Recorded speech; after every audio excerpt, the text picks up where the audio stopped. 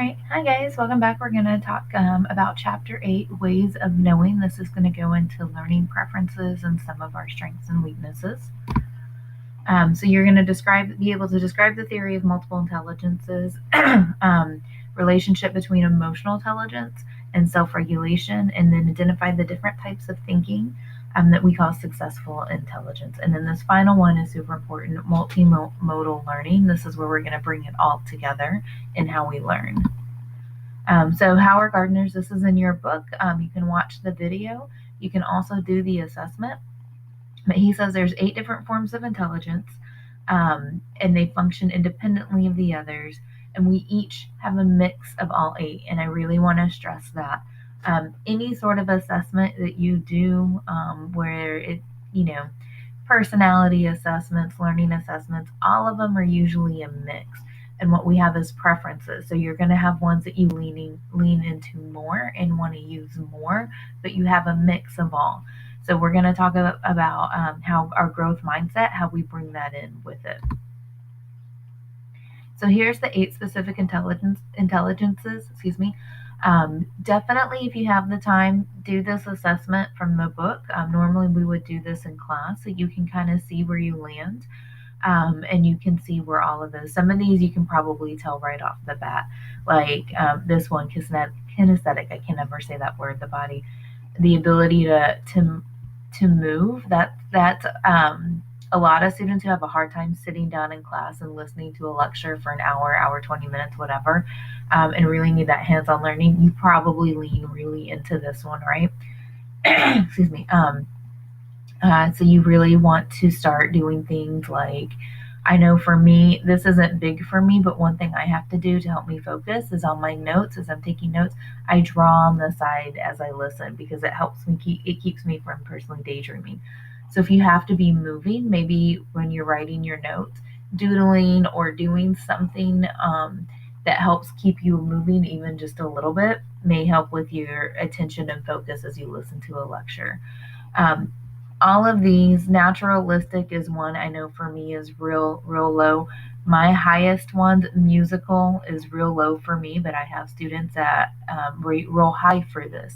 And so they do things like they record themselves singing or rapping their notes because they want that musical beat to it that helps them remember things and helps them increase their memory. Other ones that rate real high on this use music. They listen to it while they study. They find that helps them kind of connect some things, having something in the background like that. Logical mathematical doesn't always mean that you need math. I usually rate real high on this because of the logic. I like things to flow very logically for me.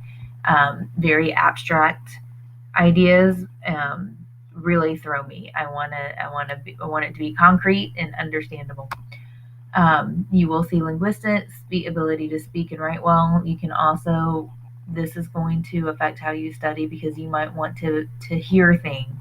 Maybe you need to start recording things. This is why I do the recorded lectures, because some of us need a little bit more than the reading. So if you need to hear things, you want to do the lectures, YouTube videos, things like that. Emotional intelligence is huge. I think we don't always talk about it enough. It's really important that you recognize your own emotion to sort of pick up on what's going on with people around you, and be able to understand those feelings and then use it as that guide in thinking behavior. So I tell students, if you come into a class every day, you are just angry, like the thought of the class makes you angry, makes you want to throw something. You need to understand, why are you angry? Is it because it's something to do with the professor? Maybe they remind you of somebody that you absolutely hate, but it's not actually that person, but it's bringing in that emotion because it's going to affect you when you're trying to study because that emotion comes up, right? It's going to affect you in class because you don't want to be there if it's making you mad. So you need to understand that emotion so that you can take the next step and try to resolve it. Why are you angry? Maybe you genuinely are angry at your own professor. And what are you going to do to resolve it? Can you talk to them during office hours? Can you get help that you need? You feel like they're not helping you. Can you use YouTube or the Learning Lab, something to supplement outside of class? You've really got to address that emotion so that you know how to manage it so it doesn't affect your goals, right? All of this is about our values and goals. You want to make sure it's not affecting that and stopping you from reaching your own goals. People with high levels of emotional intelligence are able to recognize and reflect on their own emotions, which is what we want, and the people around them. So you see, both of these are the intelligences that are listed from Gardner's intelligences.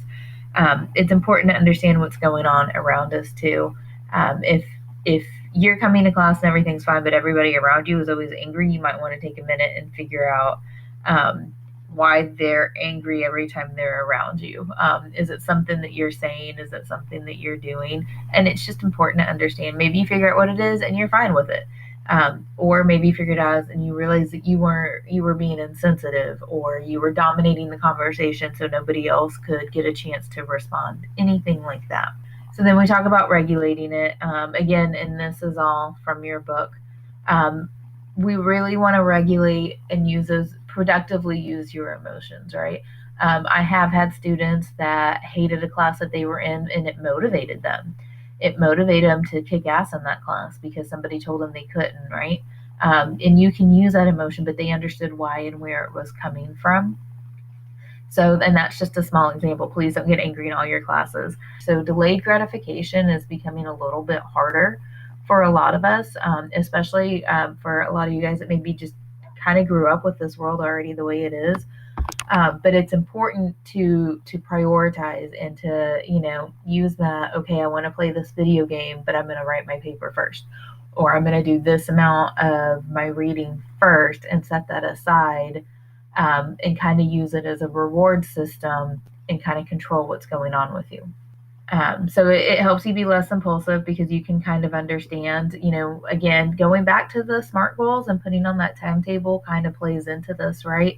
Because you're building out the time, you're not running out. So if you're going to buy a car and, you want to save, a certain amount of money so that your monthly payments are real low, then you set a timetable and you delay that buying the car instead of running out and buying the first car that you see because it's pretty and shiny, and then having an insane monthly payment that's affecting your ability to pay rent or to go out and socialize or, eat.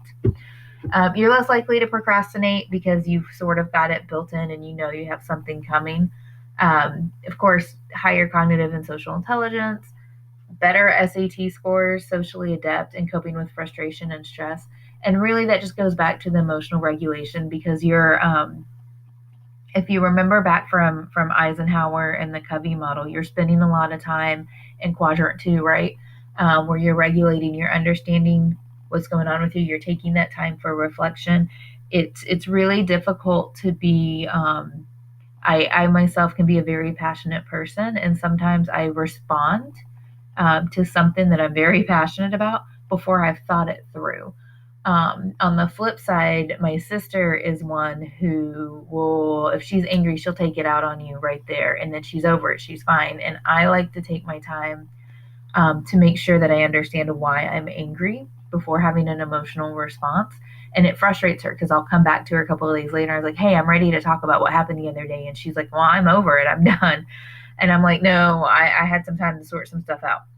And but we figured out how to work with that because we regulate our emotions very different ways. So that's one of the things you want to think about, is how you respond to things. And so if you remember from our problem solving method, we started with analyzing the problem. So that would be this ability to think abstractly, right? So that would be this analytical piece. We analyze the problem. We formulated new ideas. So we did our brainstorming. This is where I talked about students, we used the example of a student that was struggling in their course. We identified why they were struggling. We came up with solutions. And then we used our practical thinking to determine what was the best solution. So remember, I made the joke about students always say bribe the professor. And then practically, we know most college students can't afford to bribe a professor. These are the ways that we decide what works for us. So this is if you're struggling in the course, this is where you decide if dropping the course is the best decision for you so that you can be successful and start fresh next semester. Or if you just need to change your study habits, employ your resources like the Learning Lab. That's all going to depend on you. So if we have two students with the same problem, we could potentially have different solutions because of their practically what is going on in their lives. Are they balancing work and a family? Are they a traditional student and all they're doing is school? There's going to be so many different variables that help you decide what's this practical choice for you. All right, so we have a multimodal learning. We have a variety of ways that we learn, and we can be very adaptable. Some people in general, this isn't even just restricted to students, lean really hard into their preferences, and it is harder for them to adapt. But it's not impossible. So remember our growth mindset. Nothing with learning is impossible. But it does mean if you're very logical and you're very mathematical, you may struggle in a humanities course. I had a student that was just completely stressed out because he loved math. His goal was to be a math teacher. But his humanities course was to watch a certain movie and then analyze it. And it just threw him because it wasn't like math where there's very clear answers and there's a very clear process. Doesn't mean he can't do it and doesn't mean he can't do well in humanities, but it does mean that that assignment stressed him out and it was going to take a little bit more work on his part. And then you're going to have the other side of students that would love just to watch a movie and analyze and pick it apart and talk about it, but don't want to do a math problem. These are all things that we can learn. It does mean it takes a little bit longer to adapt and to change our preferences and go into some of those weaknesses. What we want to be careful of is learning styles. So the biggest takeaway I want you to get from this is you have preferences, you have learning preferences, you need to understand them, you need to understand your emotions behind the things that you do and the way that you respond to things. And then use those successful intelligences to create those solutions to build your motivation, to hold on to your motivation. Motivation is hard, it's very fluid. So sometimes you're really highly motivated and sometimes you don't want to do anything. And that's okay. That's perfectly normal. And then it's coming back to that motivation to make sure that you can move forward with your goals and move forward with your tasks that you need to do. And then just remember that you can use those intelligences. You can learn different ways. You can learn, and you can use that to supplement because you're going to have different professors with different styles. But you can absolutely adjust to that. You can adjust to the different courses. Just make sure that you build in your time management, extra time for the courses that play into your weaknesses and to the intelligences that are like kind of your least preferred. All right, and that's all I got for you today, guys. Thanks so much.